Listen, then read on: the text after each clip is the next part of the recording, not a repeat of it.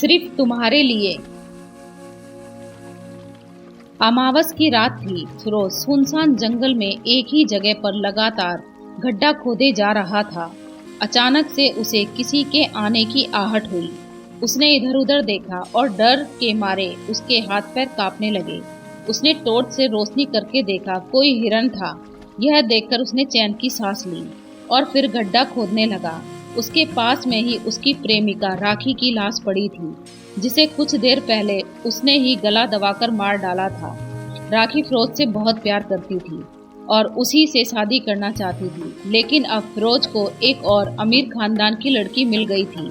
इसलिए पहले फिरोज ने राखी को प्यार से समझाया, लेकिन बार बार समझाने के बाद भी राखी नहीं समझी और उसके प्यार के बारे में घर वालों को बताने के लिए कहने लगी और फिर पुलिस में जाने की धमकी देने लगी।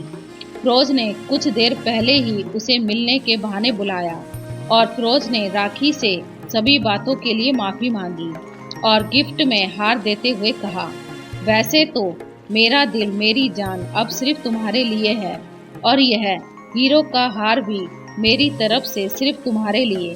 फिरोज के हाथों में हार देखकर राखी बहुत खुश हो गई और जैसे कि हर लड़की चाहती है कि उसका प्रेमी ही उसको अपने हाथों से हार पहनाए, तो वैसे ही उसने भी कहा, जब गिफ्ट तुम लाए हो तो पहना भी तुम ही दो। इसी बात का तो इंतजार कर रहा था फिरोज। फिरोज ने राखी के गले में प्यार से हार डाला और फिर हार पहनाने के दौरान उसी हार से ही उसका गला दबाकर उसे मार डाला। राखी ने बहुत कोशिश की कि वह खुद को छुड़ा ले, लेकिन फिरोज की मजबूत पकड़ ने उसे छूटने का कोई मौका नहीं दिया। कुछ देर में ही उसकी सांसें बंद हो गईं।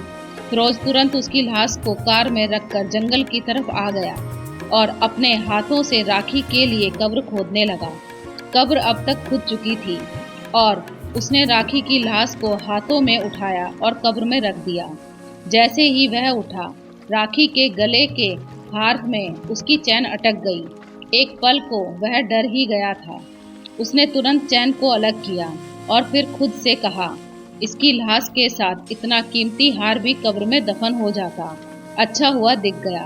और वह फिर उसके गले से हार को भी खोलने की कोशिश करने लगा। हार खोलने के बाद उसे जेब में रख लिया। इसके बाद राखी की लाश को मिट्टी से अच्छे से दबा दिया और जाने लगा। उसने समय देखा, रात के लगभग 12 बजे थे। अचानक से आसमान में बिजलियां चमकने लगीं और तेज हवाएं चलने लगीं।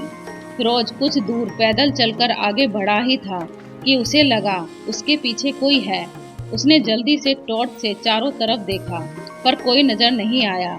फिर गाना गाते हुए आगे जाने लगा, पर कुछ दूर जाते ही उसे फिर से किसी के साथ चलने की आवाज आई और इस बार जैसे किसी ने उसका नाम पुकारा हो, फिरोज, मुझे यहाँ अकेला छोड़कर कहाँ जा रहे हो।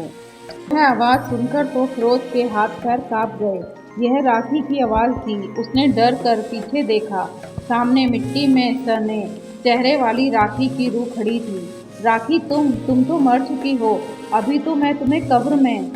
हाँ, मर चुकी हूँ, पर तुम मेरी चीज को तो मुझसे लेकर जा रहे हो ना, जो सिर्फ मेरे लिए लाए थे। तुमने ही तो कहा था यह सिर्फ तुम्हारे लिए है। हाँ हाँ, यह हार लो और मेरा पीछा छोड़ दो।